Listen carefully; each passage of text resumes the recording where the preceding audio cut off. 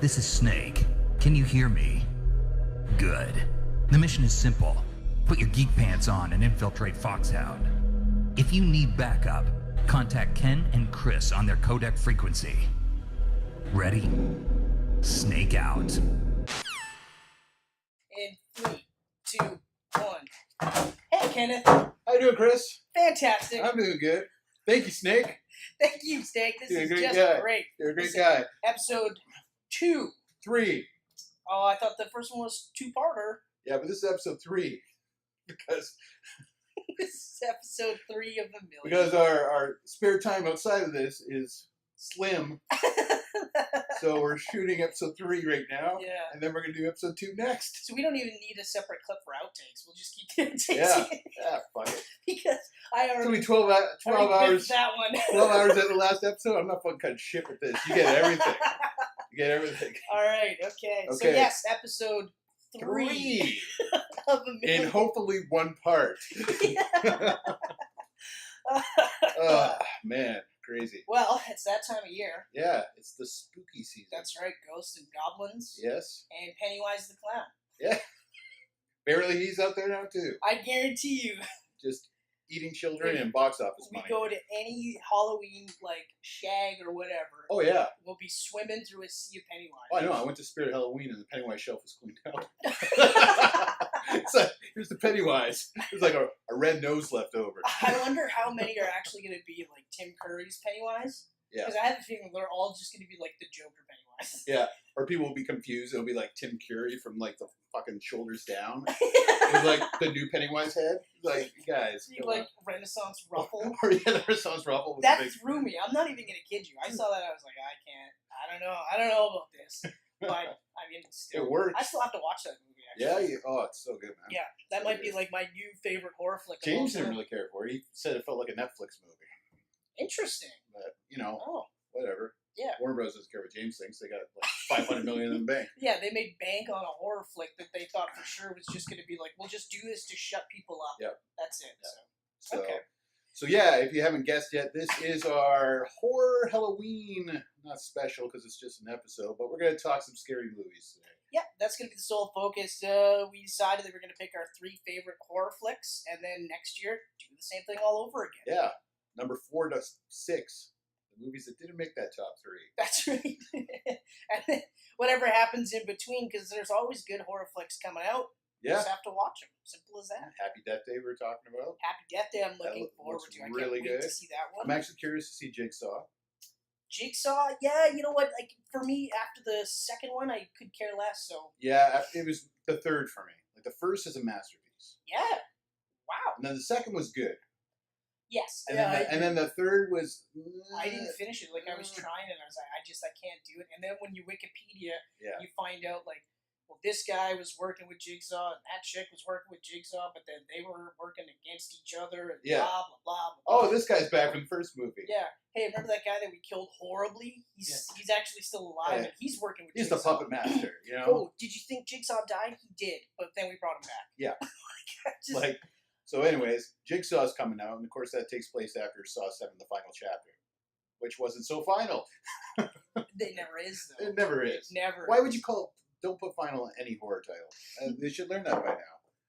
That's right. And in fact, that's going to kind of come in with one of the movies you're talking about today, Yeah. Yeah. Well. because someone wasn't so dead. But at least in that one, they explain it quite well. So. Yes. But yeah. So yeah, So- horror flicks and all that stuff. That's either going to just scare the shit out of you, or for me, it's always been more the scares, not so much gore. You know. Yeah, I'm the same way. Like, I don't mind a gore movie, but I don't necessarily look at it like it's a horror flick. Like, even like The Babadook, I don't necessarily think that's really scary, more suspenseful. Yeah. Whereas these Yeah. ones, I for me, are scary, but for different reasons, obviously. Yeah, if a movie can be scary without jump scares, that's a good horror movie to me.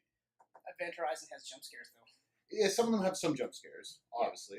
But most horror whatever. movies do. Oh, Event Horizon's on the list. Oh, spoiler! I was going to say it, and then I was like, no, I'm not going to say that. If anyone's watching Event Horizon, is like their least favorite movie of all time. They just shut this episode off. Like, Yeah. fuck. They're I'm not gonna like, listen to this well, we don't know when it's gonna be, right? It's not my favorite, so I'm saving that one for last. But it could be the second one. We don't know. So watch the whole episode, please. Please. You might as well kick it off with Event Horizon. That way they can just leave now if they want. I could, but I mean, like, that was like New Nightmare. Was the first on the list. Are you going New Nightmare? It was the first on the list. You want to go first? You want me to go no, first? You want me to go first? Yeah. This is actually kind of 12 hours editing. You might as well go first. It's the least I could do for just showing up. Yeah. So what's interesting about our three each is that your three are movies I haven't seen in a long time. Yeah. So chances are, after you talk about how great they are, I'm going to want to watch them again. Well, and when you did your list, aside from Trick or Treat, I was like, you know what? Like, maybe I'll check those out again. Yeah. Because, like, I did like the two of the list. Obviously, I haven't seen one of them, but well, which one are you starting off with? I might as well start off with Trick or Treat. Okay. Since you just ruined that for everyone. Did I? Well, you said I'm going to talk about Trick or Treat. Oh yeah. I meant like trick-or-treating, like with a costume on. Oh, so I ruined it. Okay. Well, now that I ruined it, I'm going to talk about Trick or Treat. Trick or Treat. They just see my face and then you're like, you ruined it. Hey, guy. 2 now. Event Horizon and Trick or Treat. I'm not going to watch this episode. Give it a few more minutes till ruin the other 4 and we'll be done. I think we were too, like, serious in the last one. Yeah. Like, we gotta be, like, reporters. Because I'm having way more fun with this one. Yeah. Anyway, so Trick or Treat. Trick or Treat. It has a huge cast. Yeah. But Anna Paquin and Brian Cox are probably my 2 favorite of the cast in the film. Really? Yeah. Okay. Oh, first off, the film is an anthology type film. So it's like 4 small stories that all come together. They're all connected by this little character named Sam. Okay. Well, Sam's this little orange dude with like a potato sack on his head. Okay. Of course, there's something scarier underneath the potato sack. Well, I guess, right? Yeah. Okay. He's a dickhead. That is pretty scary. Yeah. Like, admittedly, aside from my own, I think the rest of them are just He's a walking dick. Just scary penises. I'm like, oh, I don't know why anyone would ever want that. That's probably the scariest Halloween costume. Just dress up as a penis. Because, I mean, penises are not attractive. I understand lesbians 100%. Why would you want a man? I look at my body every day. I'm like, fuck. Oh no, that's where we differ. I'm like, this, yeah, I could get behind this, but everyone else, every other dude, I'm like, nope, nope, not even close. Nope. That is disgusting. Hey, it works for you. That's good. That's right. I'm all about the hourglass. Way sexier to me. Yeah. That's anyway, right. I got off topic. You did this, yes. But anyway, so the 4 anthologies. So I didn't realize it was anthologies. That's kind of interesting for me. Yeah. Because I do like anthologies, just in general. Yeah, they're they're all very different in a lot of ways. Yeah. Okay. Once you realize how they're connected, you're like, wow, that really makes sense. Okay. Yeah, all it's a very special movie. Okay. Michael Dougherty wrote and directed it. He was a writer on the X-Men movies. Oh, that's why with that Bryan Singer. He worked on a lot of the X-Men movies with Bryan Singer. Okay. And then he went and wrote and directed his own little movie here. That's actually pretty sweet. Yeah, and it had a lot of trouble at the beginning getting released because it was supposed to go in theaters, but then it didn't. It was supposed to, and then eventually just went direct to video. Okay. Which makes no sense because when you look at the cast, yeah, and you watch the movie, you're like, this should have been in the theater. Oh, I hate it when they do that. Like they second guess themselves, and then they're like, ah. So many horror movies I've seen, I'm like, why was this in the theater? This one should have been there. Okay, all right. And anyways, so we tell the story. There's a few different ones. There's this small kid and his father doing jack-o'-lanterns and stuff. Okay. Next door to them is this old man who has this history and stuff. Then we go back and... Was it a dark history? Some would say it was a dark history. Possibly sinister? Quite sinister. All right, I'm in. Keep talking. All right. Yeah, you know what? It's been a while since I watched it, but every time I watch it, I'm just like, oh, I love this movie so much. I love that feeling. I absolutely love that feeling. There's a reason why I love this movie. Let's put it in and say, oh, there it is. There it is. Yeah. And it's actually on my watch list for this Halloween. I just haven't got around to it yet. Okay. Do you do that? Do you do the list? You know what? I'm going to watch these in October. I don't normally do that, but I realized, like, even just thinking about it, because I jumped back and forth with a bunch of the movies, right? And I was just like, I always forget how much I like horror flicks. Yeah. Right? Because normally it's like superheroes and sci-fi and comedies and stuff like that. And especially because, like, Michelle's not a big fan of horror flicks. Yeah. So it's not like, hey, let's have a good night, Netflix and chill. Oh, don't watch Friday Chucky or whatever, right? Yeah. But I really like horror movies. I've watched so many. And I guess part of it's because superheroes and stuff, so you grow up with, like, vampires and werewolves and all that other stuff, right? Yeah. A lot of it's connected in a lot of similar ways. I mean, they're kind of like the stories of the villains. Yeah, exactly. Which is interesting. It's very interesting. So I don't know. Like, I think at some point I'm probably going to do it. Yeah. I just, part of it's time, right? It's time. And it's like, sure, there's marathons and stuff like that, but like, for every 3 or 4 good Halloween movies, like, from that franchise, there's like 10 that are garbage. Yeah. Right? Oh. Well. For me, it's always been like There's 7. There's 7 garbage ones, anyways. Halloween 1 and 2. 1 and 2 to me, they go together. Yeah. And I love them. And then so was it good. Halloween 4 and 5? Yeah, and 6. Where they deal with the girl. Yeah. Like the younger girl. Oh yeah. Okay. So yeah, Danielle Harris. Yes. She's in those 2. Yeah. So she's that's 4 and 5, I until, believe, right? Yeah.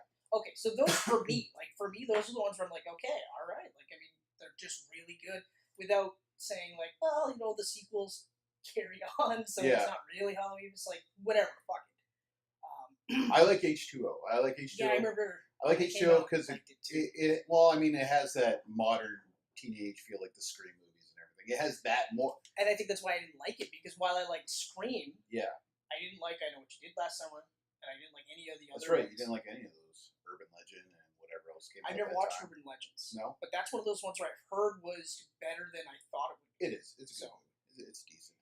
Oh, we got sidetracked though. I think that's how it works, though. Yeah. Anyways, Trick or Treat, great anthology. Yeah. You need to watch it. Yeah, I'm definitely gonna watch it. Like, especially like even just before we were rolling, because I Wikipedia'd it because I was like, I don't know what this is, and it said anthology. I looked at the cast and I was just like, oh. Yeah, I better.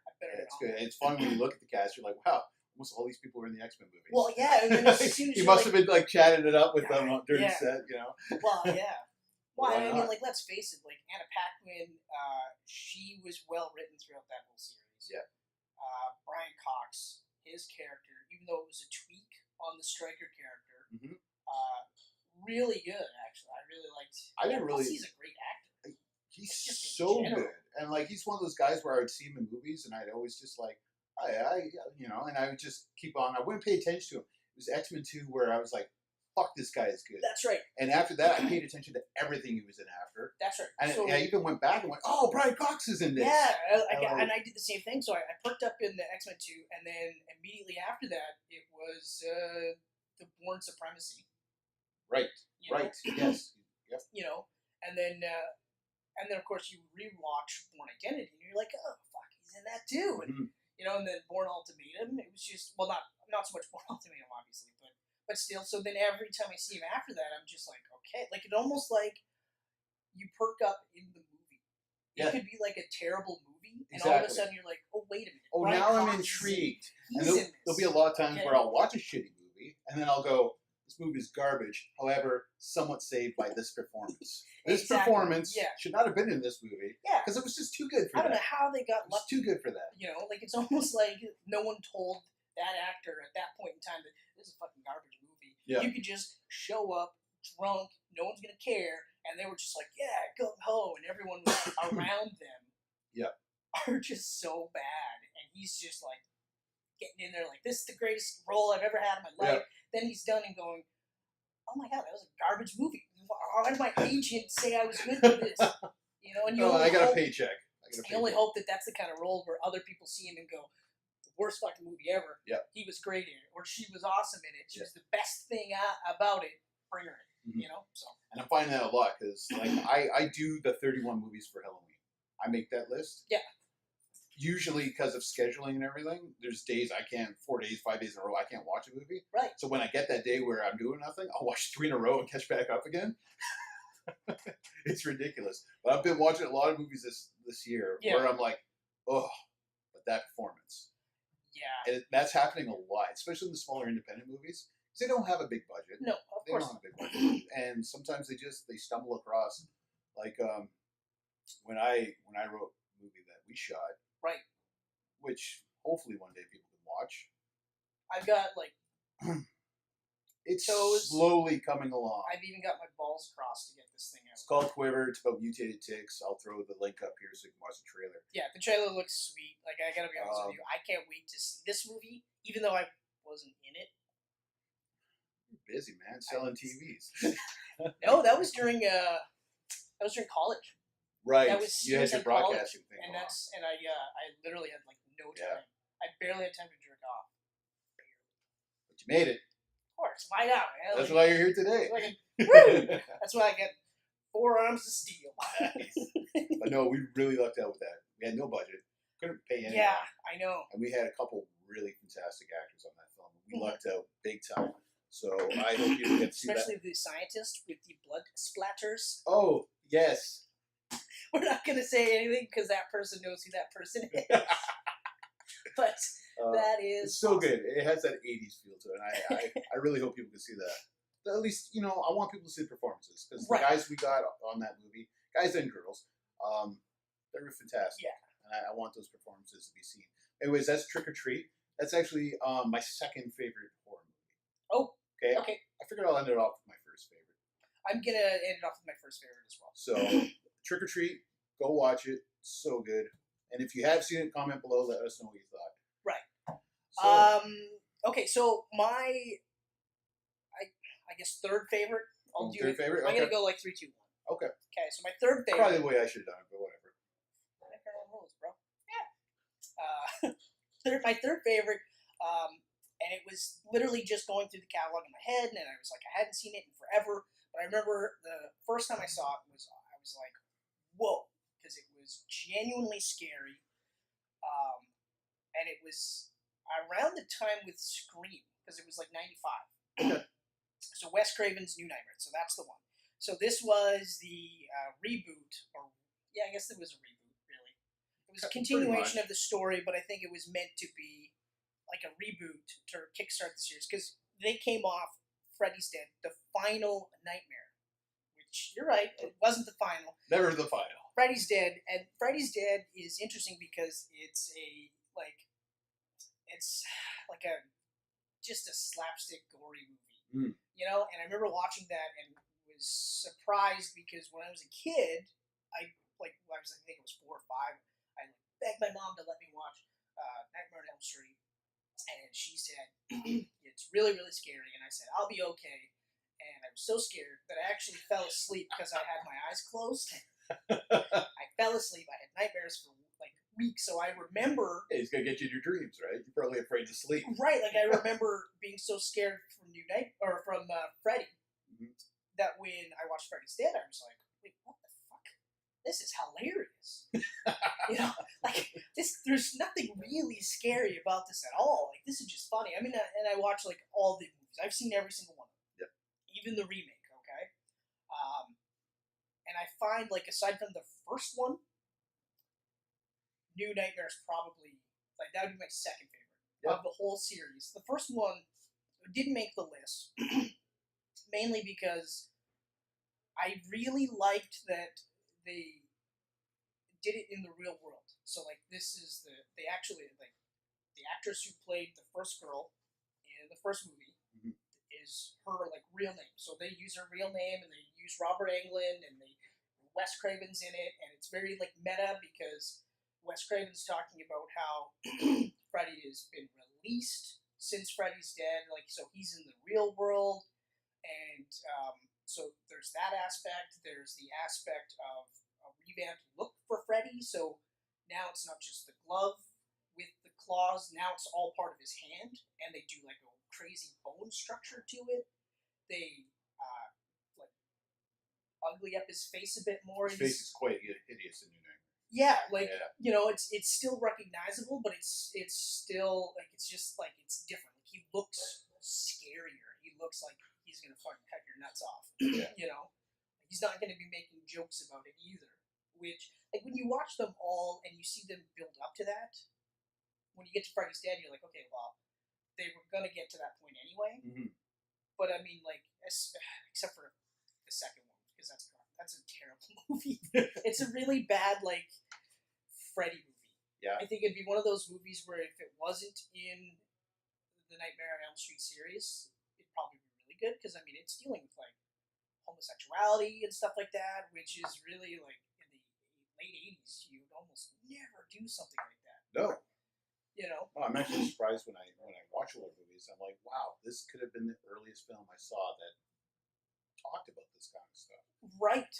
But anyway, so, like, even just, like, having the kid, so the main actress, I can't remember what her name was, and I had it written down at home.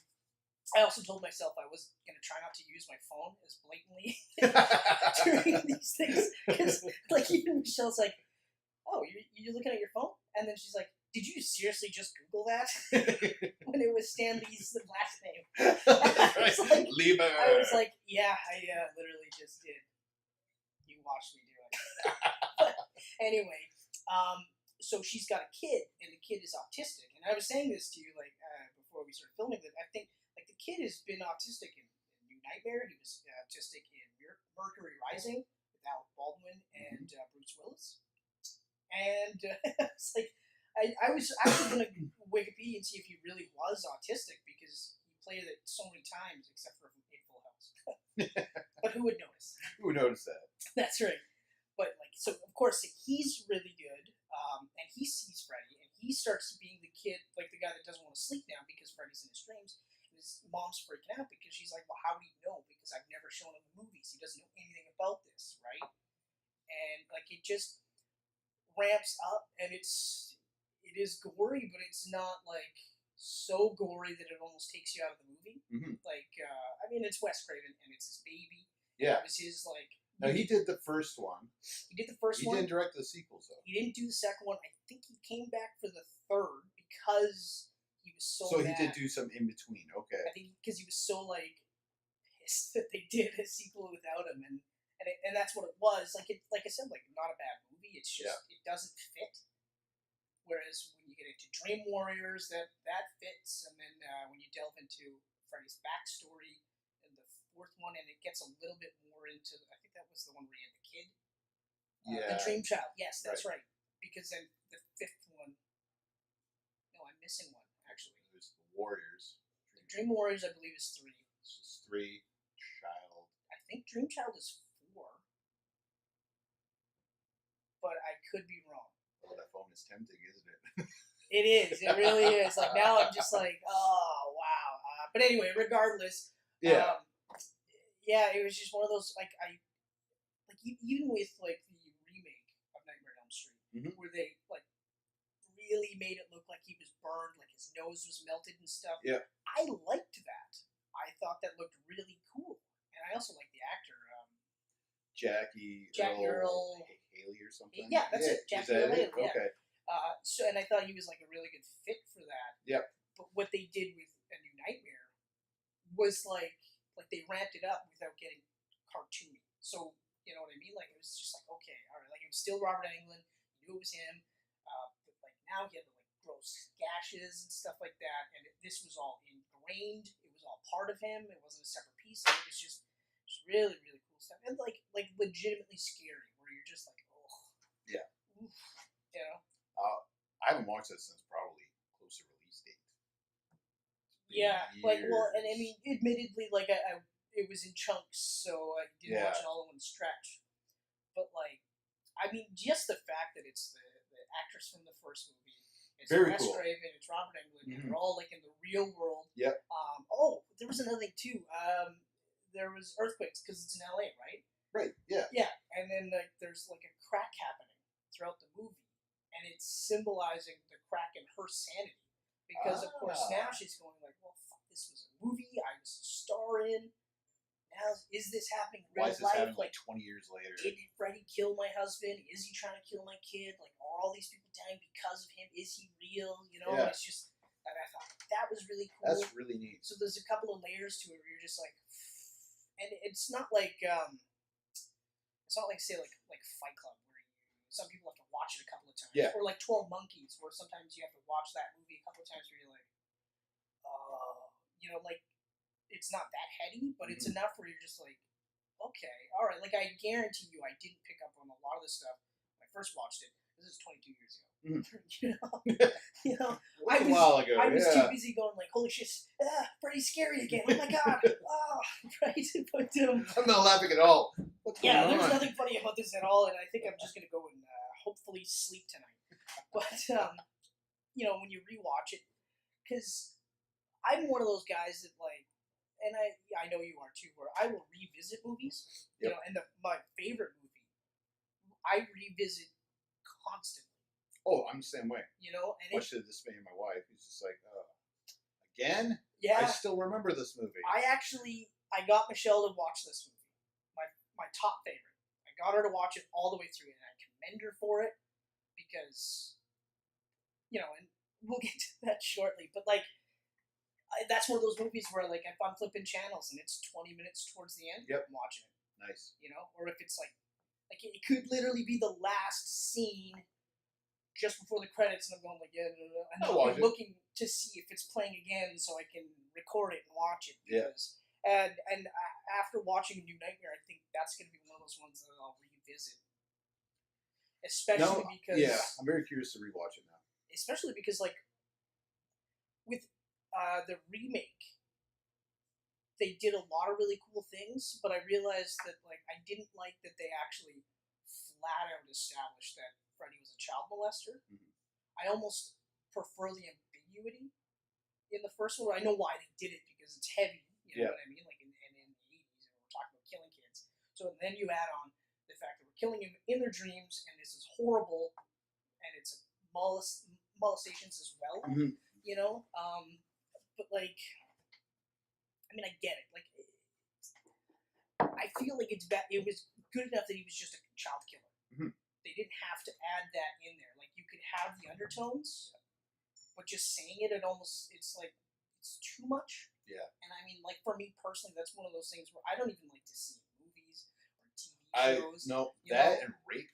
Those are the two where I'm just like, we don't. Yeah. Like, even in a movie like The Brave One with Jodie Foster. Right. That was a horrifying scene. And that's central to the plot of the movie. I'm still just like, could you just tell us it happened? Yeah. Yeah, I wish, So that's your top, that's your third. That's my third favorite. New Nightmare. So yeah, check it out. Wes Craven's New Nightmare, 1995. I like this movie a lot. I probably will I guarantee I'll be watching it again more and more from here on out. You're up, buddy. To you, kid. Little Tris. So this would be my third favorite now. Right, yeah. That's right. I was way out of Our order. Treat was your second. Bam. The Descent. Yeah. Now this is a newer horror film. Yeah. And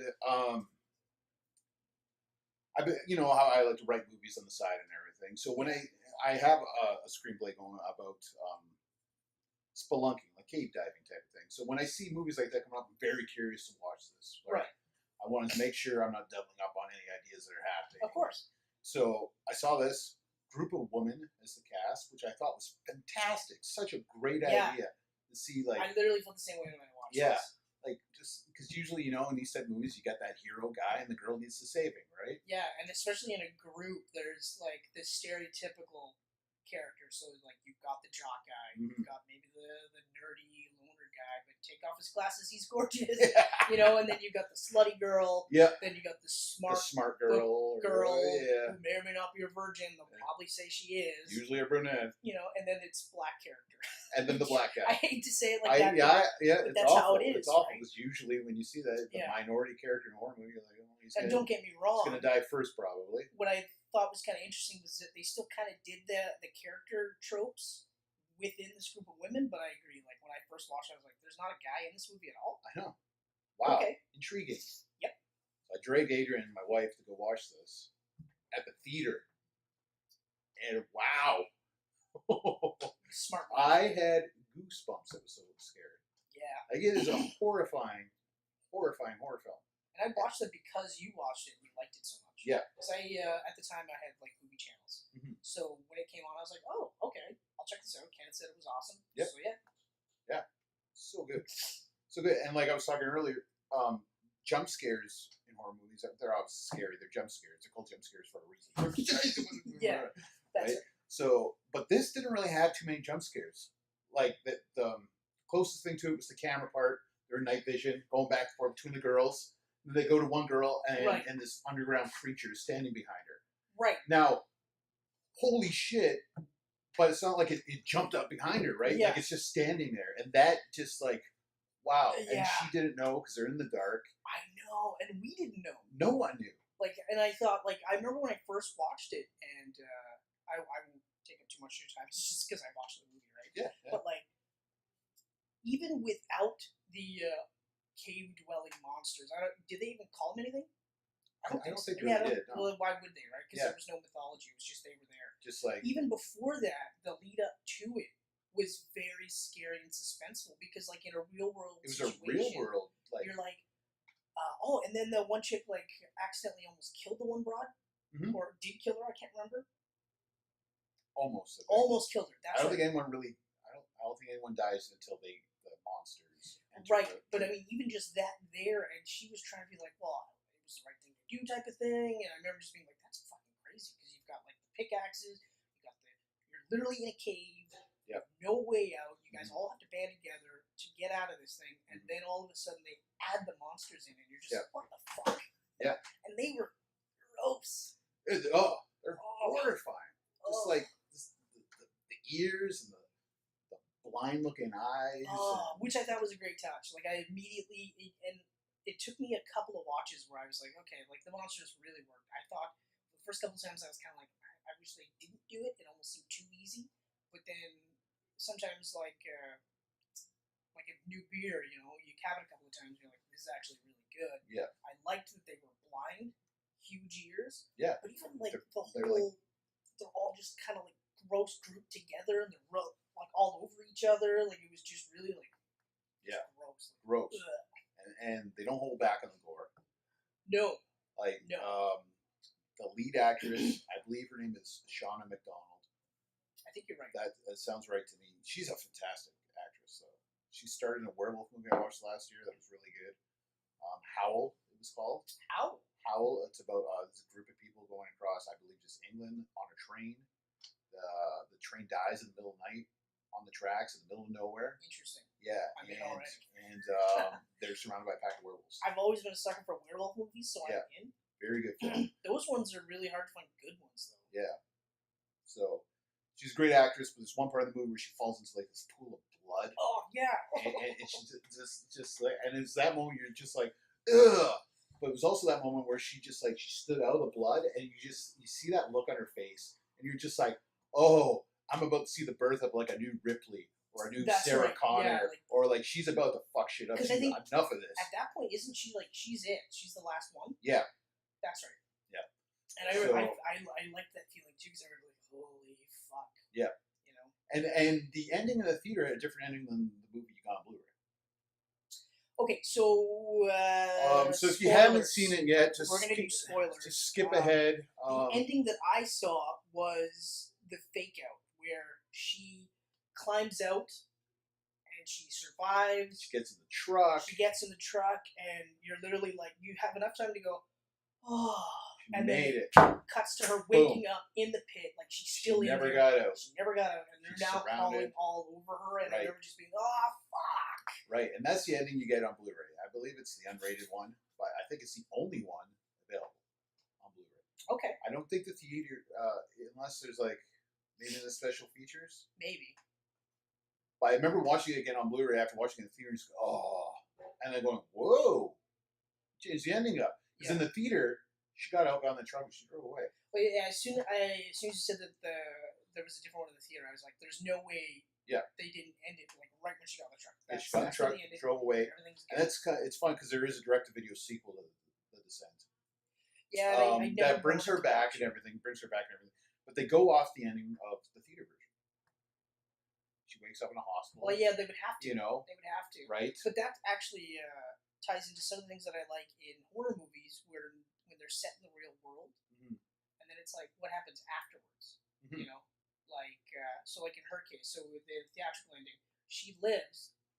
Well, she's got to explain what the fuck happened, right? Yeah. Does she tell people that we got mauled by a bunch of underground monsters? Bad people, or do we? Yeah. Or does she just say, hey, like, I was the only one that got out. We got separated. Like, make up some sort of a story so that she doesn't have to say, "Look, I know this is absolutely insane, and I'm probably going to be locked up forever for this. But this is what happened, and this is how I got out." Yeah. And I always like that part is almost scarier because if you think about it, in the real world, the slightest thing that sounds weird, people are like, "You're crazy." Don't talk to Crazy Chris because he's crazy. You know. So, The Descent. Yeah. Amazing film. Go watch it if you haven't seen it. Yeah. I hope. I know we. If you haven't seen it, you just heard the ending.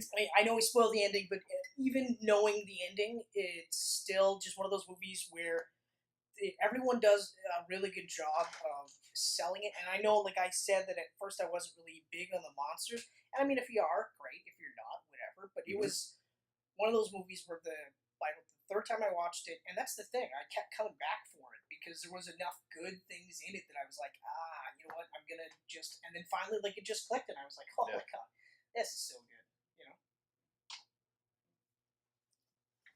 But yeah, so don't be a me. Right? Yeah. And before I end it though, Neil Marshall directed that, and I've gone to watch all his movies since then. Great director. He's done. His first movie was Dog Soldiers, werewolf movie again. I wanted to check that out actually, but I never got a chance to. Very good flick. He did Centurion with Michael Fassbender before Michael Fassbender was a big actor. Before he was like Fassbender. Yeah. Doomsday, which was Mad Max type style movie that took place in the UK. Very good movie. And besides doing some episodes of Game of Thrones, he's the director of the Hellboy reboot. That's why the name's familiar. So, The Descent. Watch it if you haven't. Amazing film. Easily in my top 3. Yeah. You're up, buddy. Okay, so second from the top. You'll see that I've got notes because I literally just watched this last night, and there was a bunch of stuff that It's a lot of notes. Yeah. It's becoming a 2-parter. No, because most of the stuff is just quick. So, like, my movie is Event Horizon, which, again, was around the 95, 96 time period. Yeah, around there. This is literally, I think, the movie Samuel did Jurassic Park, and then went into this one. I'm almost certain that this was how it went, but it might have been reversed. I think he might have had In the Mouth of Madness in between there. That's right. He did. I believe he had that in between. He hit a bunch right away. Yeah. But, and I said this to Kenneth right away, for me, this was one of the movies where I think this is one of Samuel's best roles. And spoilers all the way through. Like, I'm gonna wreck stuff. But the whole premise of this is set in the space, and the whole purpose of this was that a ship called the Event Horizon went missing, and then it came back. So this ship, the Lewis and Clark, is sent there with Samuel's character, Dr. Weir, who created the ship, to figure out where it went. Because the cover story was the Event Horizon exploded. Okay? We realized that it wasn't the case. And part of the reason it's so interesting is because they figured out how to travel faster than light, right? And they're like, well, it's impossible. But really all it was, and this is in the movie, so they go, well, time is like this. So what we did was we figured out how to poke a hole here, and then full time in itself. Okay? Yep. And the way they do it is through the actual core itself. So they go through interdimensional travel. On the maiden voyage, this thing disappears. Through the course of the movie, we find out that this thing went to a dimension that we might as well just call hell. Okay? And now the ship is alive, and knows that the whole purpose is to destroy the ship, and is going to do everything it can to keep the crew from doing it. And it does this by showing everybody it's their deepest, darkest fears and or failures. Okay, and it's really cool because we have a couple of supporting characters: Lawrence Fishburne, Perry White, and Sean Pertwee, Alfred. Right. Oh man. I know. Like I when the movie was starting, I'm going like, holy fuck, this is hilarious. You know. So we got Alan Grant in this. Like we got a whole geek mode of characters in it. But like the one of the things that I like right away is it's on a ship in space. So there's that like aliens like claustrophobia. Yep. Which is really cool. And I thought this was kind of funny. A lot of the movies, like especially horror movies, when they do space travel and stuff like that, you ever notice that it's like the people that are on these ships going into space are usually like blue collar workers? Yeah. I always thought that was kind of interesting, like miners or search and rescues. It's never like Star Trek, where this is like their job, and they're going out to see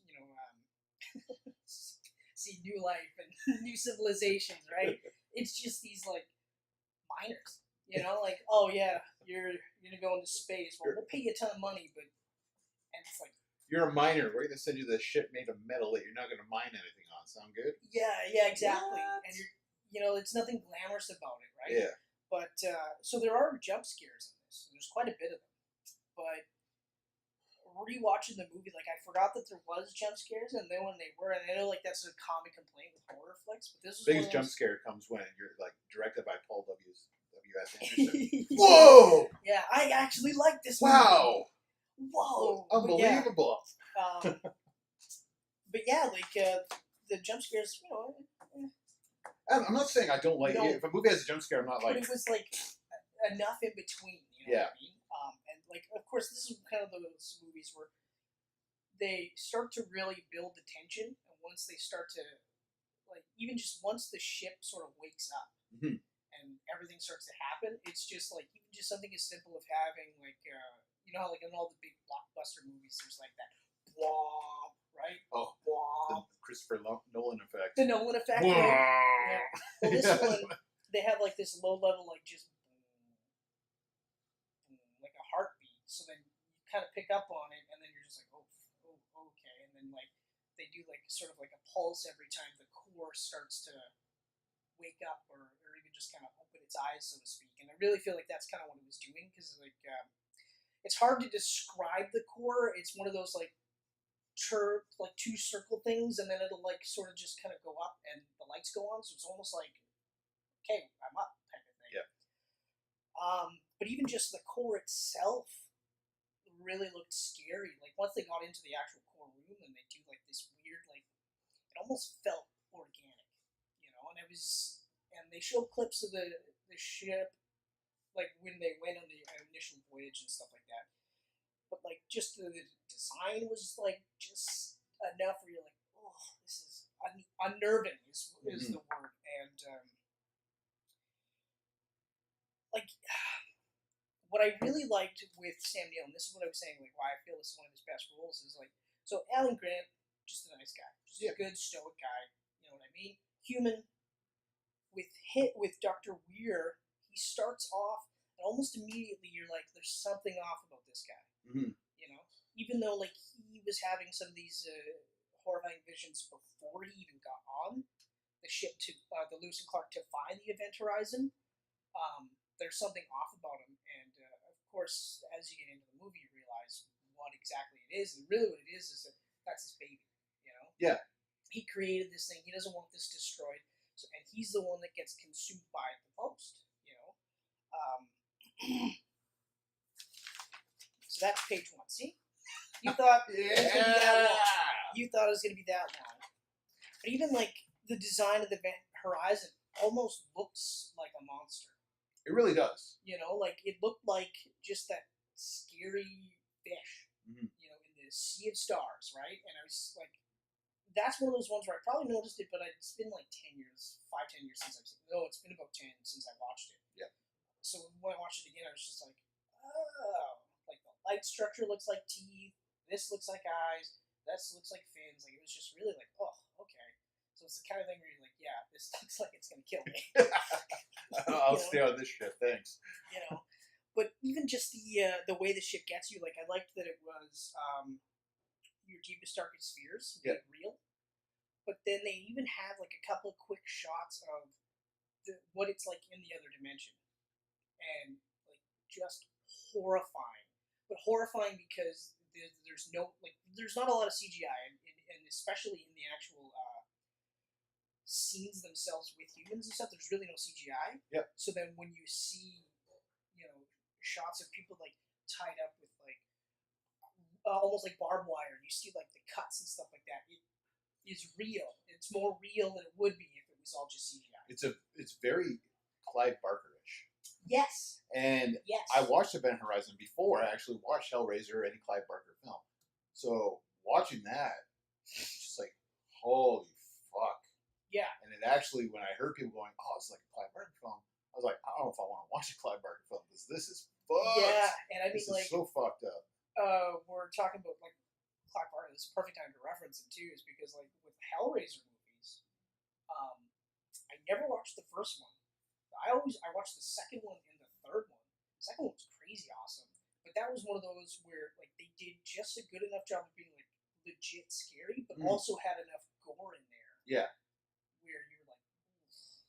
Yeah, I actually prefer the second Hellraiser to the first, just because I like being able to see where all these things are coming from. And I think that's why I never the really first had a very small, low budget feel to it.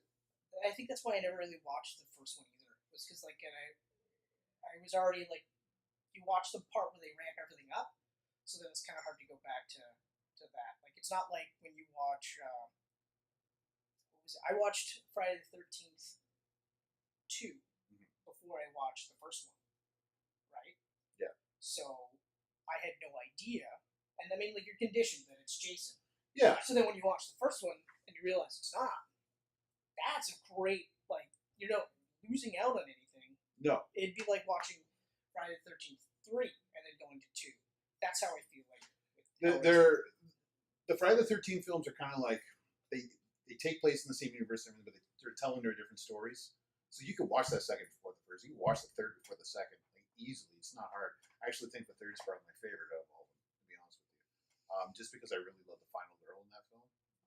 I have not seen the third one in forever. Yeah. And I remember when I did watch it, I was at that stage where I was kind of getting tired of that style of horror flick. Yeah. And I was always more of a Freddy and Chucky kind of guy. Mm-hmm. But even like with Chucky, like later on, they started to follow the Freddy route where they got more funnier. They're hilarious now. I just watched Cult of Chucky, the new one. I actually tried to watch it, and I shut it off because I was like, I enjoyed it. I really enjoyed it. And I liked that they brought back the kid from the first movie. And it's the same actor. That I thought was really cool. It's him. I actually thought that was really cool. I will finish it because, I mean, I saw all the other ones. Yeah. So I have to. But, like, that one's going to be one where I almost feel like they should just do a hard reboot on it. But really follow closely to the first one. Because the first one was, like, not a horror flick per se. It's a slasher thriller. Yeah. You know, with a supernatural bent to it, obviously, because of the voodoo aspects. But, sorry, getting back to this guy. Yeah, I threw you off on that. That's fine. That was my fault. The underlying message, too, I thought was kind of neat, where you have, like, Lawrence Fishburne is the stoic captain. Yep. Okay. And he is just like everyone else. He's got a failure that eats at his core, and the ship is trying to kill him through that. Mm-hmm. So, but, like, ultimately the message is overcoming your fears. You know, don't let it kill you. Yeah. So, which I thought was really cool. And I was like it when, like, you can find a message in a movie, even something as dark as Event Horizon, and it's almost just, it makes it feel better, like, when I rewatch it, I'm like, yeah, alright. But, yeah, I gotta rewatch it now, because you talked about it. I enjoyed it the first time. I enjoyed it the second time. Yeah. Of course, it threw me off the first time, because I was like, yeah, Alan Grant. You know, That's and you're right. just like, whoa. And same Yeah. with In the Mouth of Madness. Like, wow, you don't realize that fucking Sam Neill makes some really fucked up movies. Or he signs on to them. Yeah. But the final scene is just bonkers. Yeah. The whole purpose now, like Dr. Samuel's character, the whole purpose is to take the event Horizon and whatever remaining crew members that are still alive and go back to the dimension it went to in the first place. That's his whole purpose. Okay. So like, and he's into the shit now. Like he gouged his eyes out. Like so, he's all just blind as fuck, and that's it. That's his whole purpose. And I was just like, Jesus, you know. And they do have like a fight scene, you know, which when you have when your bad guy is like a scientist, and then he's throwing like kicks and punches, it kind of throws me, and sometimes I have to just say, okay, well that's the ship. Yeah. You know, he's possessed by the ship, so now the ship knows martial arts. Yeah, so he can fight better than Lawrence Fishburne, who is the captain of this ship. But he's trained, right? But regardless, it was just it's like just that whole sort of little dark thing where you're just like, ugh, and then finally, like they kill the Dr. Weir, they kill the ship and everything like that. But the cool part is that you get down to white guy, black guy, and a woman survive. So in the middle of the 90s, you have very strange, right? In the middle of the 90s. Yeah, like I just thought it was so funny. Like now, it's almost like they would beat you over the head with it, and just be like, "Hey, the black guy and the woman, they lived." Yeah. You know, hey, we're not racist or sexist, but like, what was it? Deep Blue Sea. I remember we were both really surprised. LL Cool J lived. That they killed the chick off. Yeah. And LL Cool J lived, and Thomas Jane lived, and we were both just like, oh, wow. Oh. Wow, yeah, I thought all three of them were going to get out of there. Yeah. I love that movie, though. Deepest, bluest. My head is like a shark fin. But, like, so, like, I mean, that's one of those movies where I realize now that I went too long without watching it. Yeah. You know? And I think I had it in my head that the CGI wasn't as good, so I think that's why I held off, but, like, forcing myself to watch it. And it was, because I was like, you know what, alright, fine, I better do it, because I always remember just being, like, legit scared, but also just, like, really liking the story. Like, even the concept of punching a hole through space it's always really cool for a sci-fi guy, and then to have, like, that horror bent on top of that was just, like... I'm a sucker for sci-fi horror. Yeah, I realize that's but then it's kind of like, and it's kind of the reason why today, like, some of my like, these are my top three, but there's at least a couple more that I'll watch more than these top three. And the only reason I kept them off today is because they have that sci-fi to them, and I was just like, where do I put it, right? Is it more sci-fi than horror? Yeah, well, you know what I mean? You know, for me, I just kind of went with whatever legit scared me. Yeah, so like Event Horizon. I really like the most. Event Horizon's horror, like that's straight up. Yeah, it's a horror movie with like a sci-fi backdrop. That's exactly. All it is, exactly. Which is really good. But even like a movie like this isn't horror, but like Triangle. Okay. Where have you seen that? I do. The premise is. I think it's familiar. I might have watched it. What's her name? Rashta Mitchell or whatever. Okay, I think I did see it. She was in Pitch Black. Yep. Okay. Basically, she ends up like with a group of people. They are on a big ocean liner. Did see it. Okay. Yeah. That one could be a sci-fi slasher flick. You know what I mean? But like, that is just really good because it's time loop, right? Mm-hmm. Like you could argue that it's a time loop, but yeah. That was a good flick. Yeah. So that's your. That's my second. That's my second. Two. So now we're in the. Now we're number one. Now we're in the top. No more confusion. No more confusion. My number one is Halloween. John Carpenter's Halloween, not Rob Zombie's. Sorry. No, that's okay. That's okay. So, like, and I'll say this really quickly, and I'll try not to hog yours, but Rob Zombie is one of those guys where he does gore for the sake of gore. Yeah. And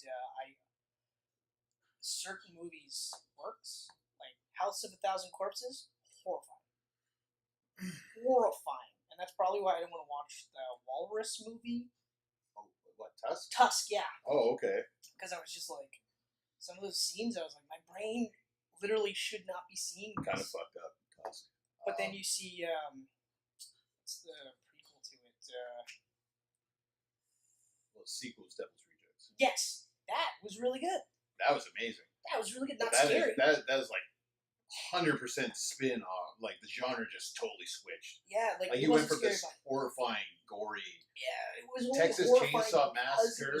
Like gory. Yeah, like just, Texas Chainsaw Massacre times 10. Like it's fucked. To like these. Well, I think it was the studio. Killers on the road. Studio got in and was like, "We'll give you this money, and you make this movie." Yeah. But I want to do this movie. And they're like, "No, Rob. We'll give you this money. Chill out, man. You make this movie." Yeah. Okay. We watched House of a Thousand Corpses. We're still puking. Mm-hmm. This is the movie you're gonna make. Right here. Right here. And you don't want to think Rob Zombie would literally sell out, but you can still have your dirty white man trailer park boy spin to it. Yeah. But it's got to be this. And I think after that he went into Halloween. I think he went into Halloween and he did. And then Halloween 2. He did his Halloween 2 and everything. I'm glad that was the end of it. Yeah, his Halloween I found like Michael Myers was very intimidating and everything, but it was overly disturbing at times, and that's kind of what turned me off from it. Like it was a decent. Yeah. It showed too much, but it was still decent. So it's kind of like when do you feel like it's kind of like the Nightmare on Elm Street remake where they say once and for all that he's a child molester?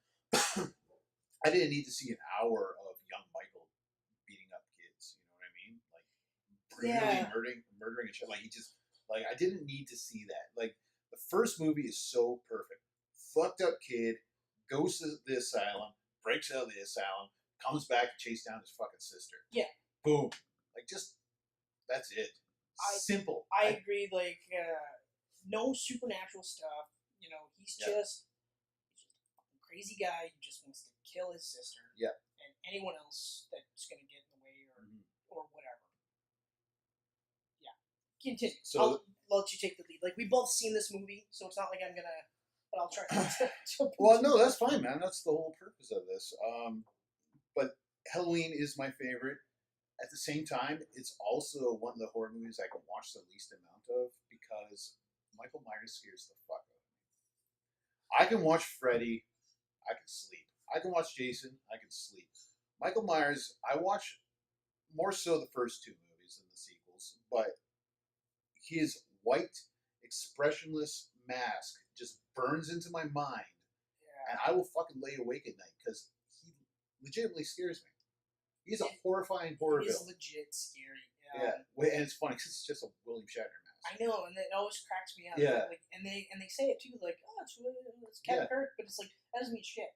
Doesn't mean Even shit. knowing that it's Captain Kirk, it's worse because it's like you don't know who's underneath it. Mm-hmm. That's part of the part that really scares me is because now you don't know it could be anybody. Yeah.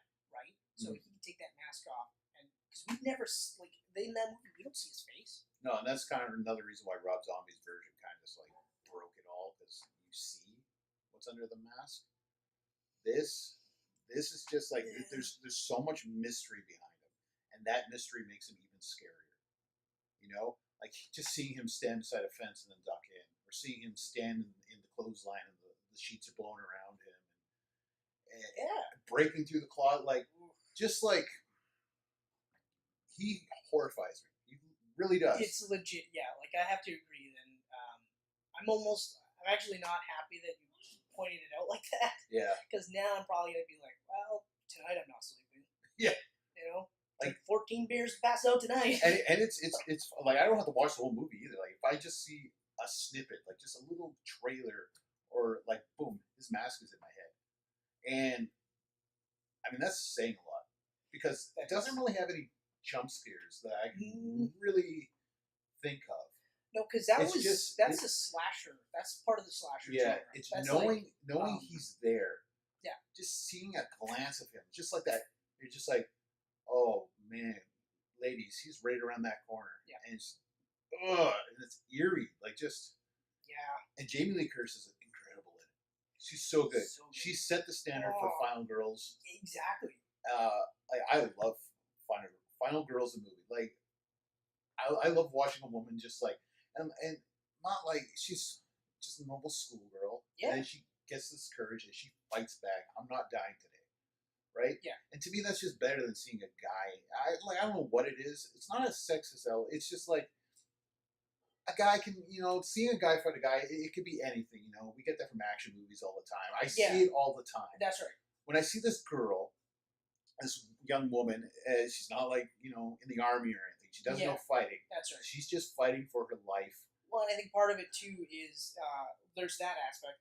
But, like, even just, because, like, when they cast guys, even, like, I joked about it right at the beginning, when they're, like, the nerdy loser guy, they're still, like, underneath the geek shirt, it's 16 abs. Okay, we know you're rich, Chris. Yeah, exactly. You know what I mean? So it's just like it's like Chris Hemsworth in Ghostbusters. The ripped nerd idiot, right? You're just like yeah, of course you're gonna kick the fuck into the bad guy. Yeah. Whereas like she's just a normal schoolgirl, and she just got to that point where she's like, I'm not dying today. Yeah, that's it. And like that's one of those ones where they even like. There's a rape allegory in there as well, because he's got the knife and he's penetrating her with this knife against her will. Like that's very like forced sex stuff on there, and she's like, nope, not today, not gonna happen. Yeah.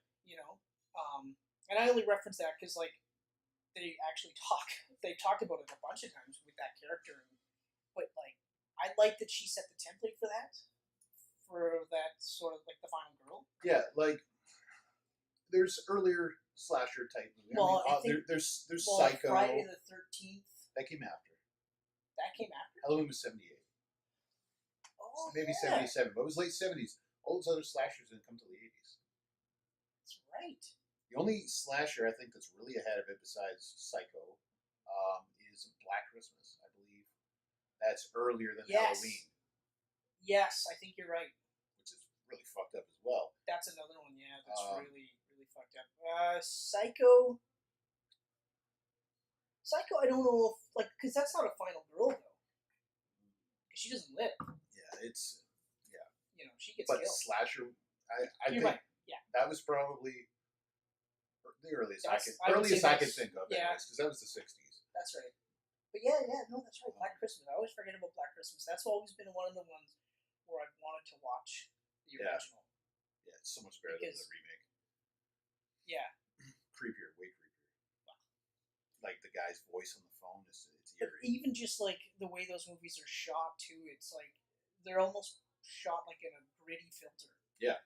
Because it just feels dirty. It feels dirty. Yeah, exactly. Yeah. Like you just, and like you said too, like just the little pop-ins with Michael Myers, and you're just like. I know, and it's scary. For multiple reasons, this movie. It's a very confident first movie, though, if you think about it. Like, the complete lack of jump scares, because those are easy. I can just hide in a corner and jump up and scare you, and you're gonna be like, oh my god, you scared me, and then we're gonna laugh, and it's easy. Whereas this is like I think part of the reason is I like that there's constant ramping up of tension, and then you're just like, like it's just, and then of course when she like beats him. And it's just like this huge release where you're like, oh, you did it. Yeah. You did it. She doesn't because the body's gone. That's right. It's like, ho. That's why I think it works. I think John Carpenter wrote the sequel, but he didn't direct it. But it still flows nicely into the second. Like, I watched the second with the first season. Like, I usually watch this back to back. Yeah. Because it feels like a nice flowing film. Right. And then you watch the season of The Witch and you're like, what the fuck is going on here? What the fuck? A lot of people love that movie, but I watched it. I watched it for the first time last year. Usually I just watched the Michael Myers. I watched it for the first time last year. Well, did not like it at all. I watched Season of the Witch first. Interesting. Because, like, I mean, you're familiar with the character, you know who he is and all this other stuff, but it was just one of those, like, I was renting movies, I saw it, I thought, oh, okay, Halloween, Season of the Witch, okay. Didn't even read the back or anything. Yeah. Watched the entire movie, and I watched it a couple of times. First time I was disappointed because it wasn't a Michael Myers movie. Like, what the fuck? So then the second time I watch it based on the simple premise that I know it's not a Michael Myers movie. I understand now that they were hoping to do an anthology type of thing. Yeah. I watch it again. It's still a fucking terrible movie. It's not a good movie.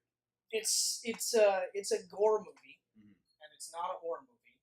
The premise is interesting, but like I don't know. I almost feel like because of the anthology stuff, they like to do like bad endings where like the heroes lose. Yeah. You know, where I mean, in Halloween you can do it where like you said, like she kills Michael Myers, she lives, but then the body's gone.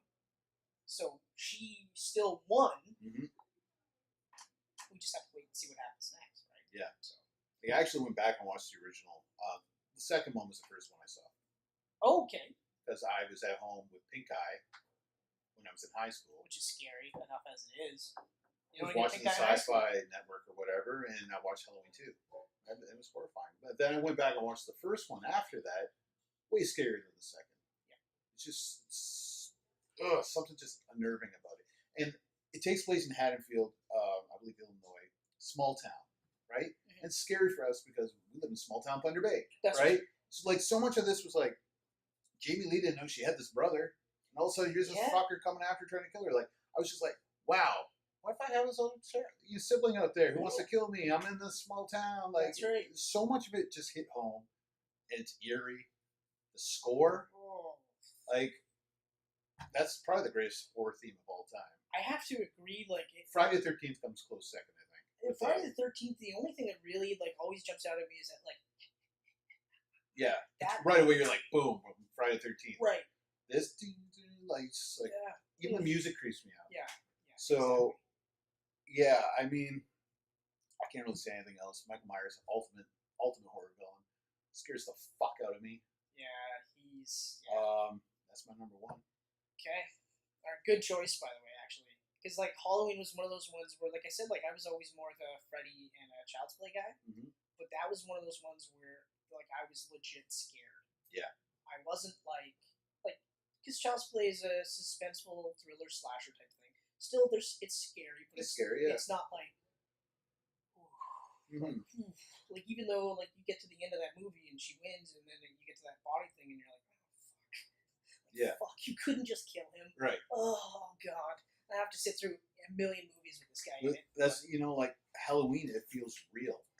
And this is a guy in a jumpsuit with a white mask just stabbing that's people. The scariest part, and that's Freddy, especially like the first two because they don't deal with like supernatural elements. Supernatural stuff. They don't make him like the incarnation of pure evil. It's just he's just literally his focus is I'm gonna kill her. That's it. I'm gonna kill anyone who gets in my way, but I'm gonna kill her. That's it. You know. But then later, like even though I said like 4 and 5 were two of my favorites as well, and that's where they get more into the supernatural stuff. They're still like just real enough where I'm still scared, but I agree. The first two are just like oof. Yeah. Oof. So all right, man, what's your number one? My number one. My number one isn't necessarily a horror flick in the sense that it's a body horror flick. Okay. Okay. Which are creepy as fuck. Yeah. And it is The Fly. Okay. You talking about the David Cronenberg? The David Cronenberg, Jeff Goldblum, Gina Davis, The Fly, the remake. Okay. That one I think hit home for me, and I watched this when I was young. Like my mom was. Trusting enough that she was like, she told the video store like just let him run whatever, and I came across that simply because Spider. You know, this guy gets powers from a radioactive spider. This guy gets powers from a fly. Okay, let's watch this. So wrong. And you know, and it starts off like immediately like Goldblum is one of those guys that's just weird. Period. And the premise is that Jeff Goldblum's character has created teleportation. So he's got a pod here, he's got a pod here, and now he's basically trying to get it so that he can teleport humans and then sell it to the government so he can make a lot of cash. And he meets Gina Davis like right in the beginning, and she's a reporter. And he basically says, do a story on me. Okay? Well, eventually, within the first little bit, she helps him realize what's going wrong and why he can't actually teleport organic tissue. So then he does the teleportation by himself, gets in the pod, and when he gets into the pod, a fly comes in, and then takes apart everything that is him and the fly, puts it together, and now from here on out, he's referred to as Brundlefly. The Brundlefly. Okay? Because part Brundle, which is his character's name, and part fly. And it's from there where he starts to immediately get all the benefits. So he's got increased strength, he's got increased stamina. They show a scene where like he's banging the shit out of Gina Davis, and she's like, "Okay, all right," and he's like, "I'm all set. Let's go again," you know. And it seems all hunky dory, but then you start to see little things like he's got really thick patch of hair on the back of him. He's like, "I don't know what the hell that is." You start to see bits of his face start to look like he's got pox, and this is where it gets scary for me because it's one of those where like, if I had the opportunity to get superpowers, why wouldn't I, right? Yeah. You don't see the superhero aspect where he gets these powers and wants to do good, and he's still relatively attractive because it's not like Peter Parker was ever ugly, right? But now you see he's slowly turning into a human fly, and that's where it starts to get like really like ugh. And there's like even just scenes where he's starting to freak out, like he's getting angrier because like he's got all this extra energy, and she's like, I just can't. So he's like, "Fuck you then," and he leaves. And he's got all this. He does an arm wrestling thing. It's still one of the grossest scenes I've ever seen in my life, where he goes to arm wrestle this big huge dude and splits the guy right here. And it's just I forgot about that. Oh, yeah, that was gross. You know, and then eventually, like the relationship between her and him deteriorates because he's becoming more and more Brundlefly, and he doesn't really understand the changes, so he's just getting crazier, right? So she leaves, and then we get back to him, and now he's hunched over he's not wearing clothes now, because now he's like almost like he's falling apart essentially. Yeah. Like they show scenes where like he's ripping off his fingernails, which is gross. Just whenever gross. I see that in a scene, when I see fingernails or eyeballs in a horror movie, you know, and he's just like he's literally like, ugh. And then like the special effects in this is like in the like late '80s, and it's what's the guy's name now? Stan Wrightson. Oh, I know who you're talking about. I can't remember his name now. But yeah. like, just it's like it's gross, but it's so realistic, and that's what I'm saying. With the no CGI in this movie at all, because they didn't have the technology at that level, and so you see these changes with him, and it's just getting like scary, like grosser and grosser. He's becoming more and more of a fly. Like even like he's got no teeth. He's vomiting stomach acid to eat stuff, and now she's looking at him like it's a tragedy case. It went from being like she liked him, possibly loved him, to now being like pity and scared for him, you know. And he's like, he's in, and Goldblum starts off really weird, like he always is, but then as he's becoming more fly, he gets more twitchy, you know, and his eyes are darting. He's like consuming mass amounts of sugar, like all these things, and then eventually like just got all these weird ticks and tweaks and stuff, and then it really takes off where he officially goes nuts, and he finds out that she's pregnant. And I'm going to spoil the whole movie. I'm going to literally spoil the whole movie. He finds out that she's pregnant, and she wants to have an abortion, and he's literally like, you can't have an abortion. So now he's looking at it like, he no longer wants to continue becoming Brundlefly, so he's going to use that baby to help him get back to what his normal. So he's just gonna, like teleport the two of them, and then hopefully be reconstituted into what it used to be. And this is where like it's scary because like you see him changing, and that's scary enough as it is. Like, just the fact that like your body and the level of special effects is just so real, and even just that point where like it's scary for me because I'm going like he's so far gone that he doesn't realize that if this works, he's going to be like Seth Brundle, Gina Davis, because I can't remember what her name was. So, but it'll be an amalgamation of the two. Like, he's never ever going to get back to what he was. No. Right? And, you know, her, Jane Davis' ex-boyfriend is still kind of in the picture, and he's starting to, like, what's going on? And then it just ends in this final setup where, like, he's now, like, his hands have fallen off, and now it's claws, and he's becoming more and more like a human fly. Like, his feet are now just, like, claws again, and the final scene where his face just comes off, and it's like, oh yeah, and it's like just so, and that's it. Like, you're like, holy fuck, and he's trying to get her in there, and then finally the ex-boyfriend comes in, and shoots Brundlefly into the teleporter. It goes off. He teleports by himself, and now he's just like a torso essentially. Like, he's fucked. And there's that final part where, like, she's got the shotgun, and she can't do it, and he literally lifts it like claw, like, just do it. Like, he realizes that's it, it's over, and it's just like this build up to like this crazy ending where you're like, holy fuck. And like the special effects really help make this movie. The acting helps make this movie, but this is the movie where, like, I could be 20 minutes from the end and I'll still watch it. Yeah. Because I think it's because, like I was saying with the Spider-Man stuff, it does strike a nerve in me that it's like, but that's the other flip side. Like, that's science gone wrong. You know, that's male ego gone wrong. Yeah. You know, like, you have all these benefits, but what are the side effects? And then what happens when the side effects outweigh the benefits? You know, and then you're like so into this that you're willing to do anything at all to get back to where you were, and it doesn't matter. Like, the ends justify the means, and there's nothing heroic about that. It's just like, oh, just everything just ramps up, and I'm like, I can't get over how great that movie is, even though it spawned the worst sequel ever. Well, Eric Stoltz had to do something after he was kicked off as Marty McFly. Yeah, but like, I mean, like, I know that you watch the movie, you just assume that after, you know, Brundlefly's killed it or whatever, like, she would have an abortion. Like, literally, why would you have the baby? Why would you even think to have the baby? They had a scene where she dreamed that she gave birth to a larva. Yeah, right.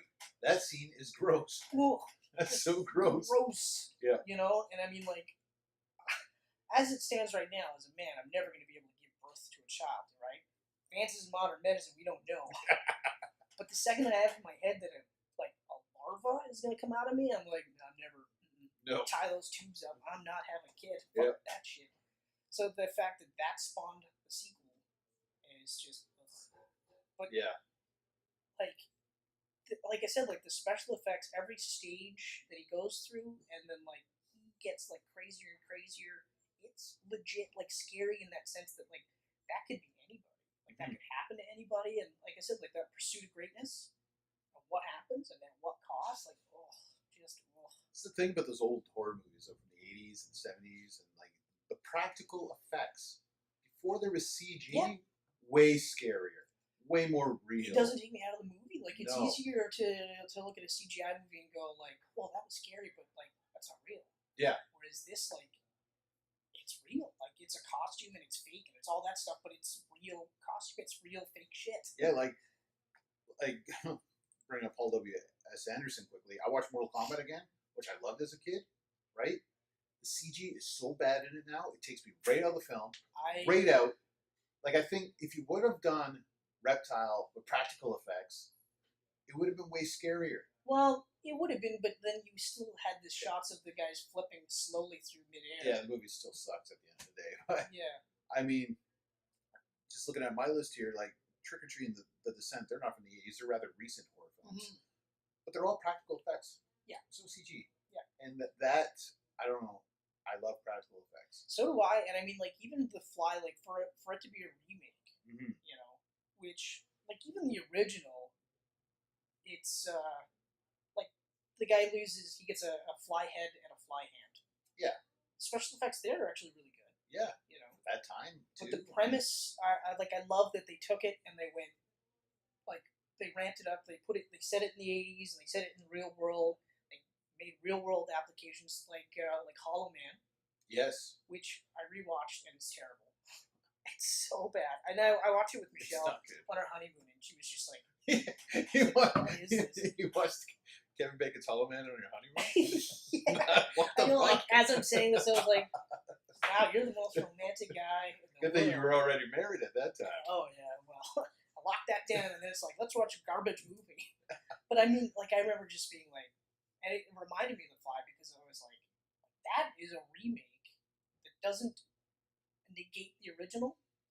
It makes you kind of want to see the original, whereas the Hollow Man one is so fucking terrible. Yeah. And never mind the CGI. That's one of the aspects that really took me out of it was the CGI, but the premise and everything about it, like the original is so much better, and that's not even a great movie to begin with. Yeah. But but that's it. So that's my Top three. favorite. I got my top three. Scariest movie. So mine, Halloween. Halloween Trick or Treat: The Descent. That's there right. it is. That's right. Whereas I've got The Fly, I've got New Nightmare, and I've got Event Horizon. New Nightmare. That's right. There you go. Just watch totally it. fucked up. Those 6 movies, watch if you haven't seen them. If you have seen them, let us know down below what you thought of them. Let us know what your top 3 are. That's right. I'd love to hear top 3 because I mean, if I haven't seen it, I'll check it out. And we'll talk. Definitely check it out. Because eventually, once we get to like episode 500 of a million, we're gonna run out of things. Yeah. Here's our top 27 to 30 horror movies. Let's do it. Wow. You know what? I think we've got like more than 30 horror flicks in us. We can even start getting into like the so bad it's good.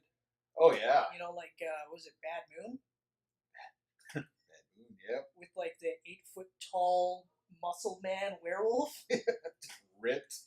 And the kid from Dennis the Menace. That's right, Mason Gamble. Yeah, Mason Gamble. I only remember that because I watched Bad Moon and I liked it, but it's a pretty fucking bad It's not a movie. good movie by any means. So that's our Halloween 2017 show. Hope you enjoyed it. Go follow us on Facebook.com/GeekPantsMedia. Second Superman shirt. Second, you got keeping it real. 5 more to go. Approximately. I never know the count. I think there's a couple that I have that are a little bit too short on me. Yeah. But because we got the table. So I mean, might be a little distracted from me seeing your belly revealed the whole show. But.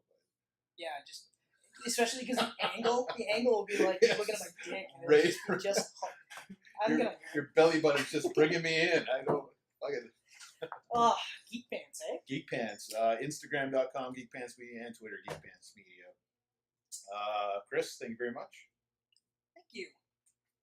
Very Thank you, much. Snake. Where are you? Fill up my water, bitch. Well, when in between missions, right? In between. He's gonna take down the latest Metal Gear. Always eating those fucking delicious pancakes and not telling us about them. All right, everyone. Thanks a lot. We'll see you next time. Thank you so much.